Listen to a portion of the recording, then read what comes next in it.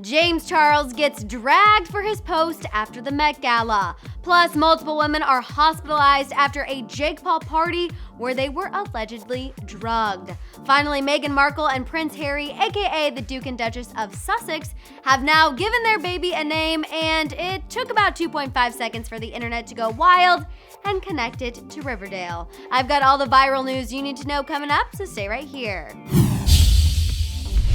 How's it going, guys? I'm Madison Hill. We have a lot of viral news to talk about, but first make sure to click that subscribe button and the bell for notifications because I have a little announcement coming at the end of this video, and trust me, you're gonna wanna be a part of it. So first up, because it just happened not too long ago, let's discuss Meghan Markle and Prince Harry finally giving their royal son a name.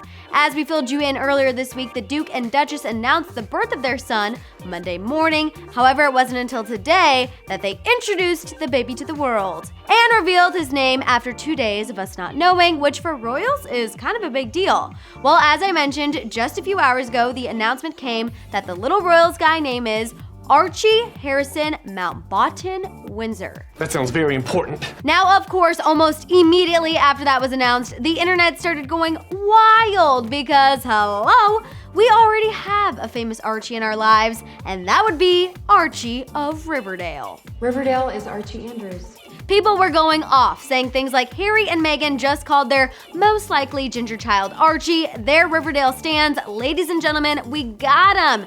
And so the royal baby has been called Archie. How long until the Southside Serpents show up?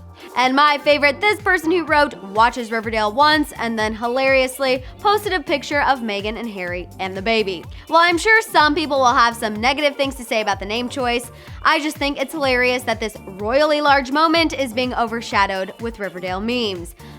The internet can be a funny place, but it can also be a savage one, as we know. And someone who is feeling the effects of that is the one and only James Charles. Hi, sisters! In an interesting turn of events, James Charles was one of the few influencers invited to the Met Gala this week. And while people would have probably been happy just to let him have that moment, he instead went and made a really dumb Instagram post that people are now dragging him for. He posted a picture of him from the carpet and wrote, "My first Met Gala. Thank you so much, YouTube, for inviting me, and Alexander Wang for dressing me. Being invited to such an important event like the ball is such an honor and a step forward in the right direction for influencer representation in the media, and I am so excited to be a catalyst." Essentially, no one cares that he was there. Instead, they care about him saying he's a catalyst for influencer representation in the media.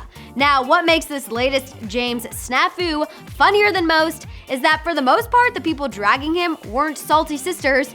Oh no, they were fellow influencers, saying things like, yes, the historically oppressed and marginalized class influencers. And influencer representation, a sweet summer child, he must be new here. And finally, no influencer representation in the media? That's almost an oxymoron. No, YouTube and media are YouTubers not? I'm V confused about all this. Same girl, same. James, sister, you are involved in a scandal every other week that I, the media, have to cover. There's no need for you to get representation when you already are, hence how you even got invited to the Met Gala in the first place. I can't even.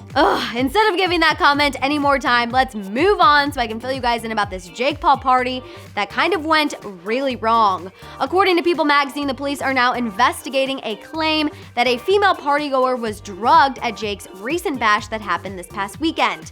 Apparently, one of the alleged victims' moms first made this claim in a private Facebook group for local moms. The Instagram account Here for the Tea obtained a screenshot. You can see that in this group, the mother of the alleged victim claims that her daughter was at Jake's Calabasas mansion and that her daughter, along with 8 other girls, ended up at the hospital incoherent after potentially being drugged. In the post, she writes, "Something was put in their drinks. The girls were all half naked and unable to walk or talk."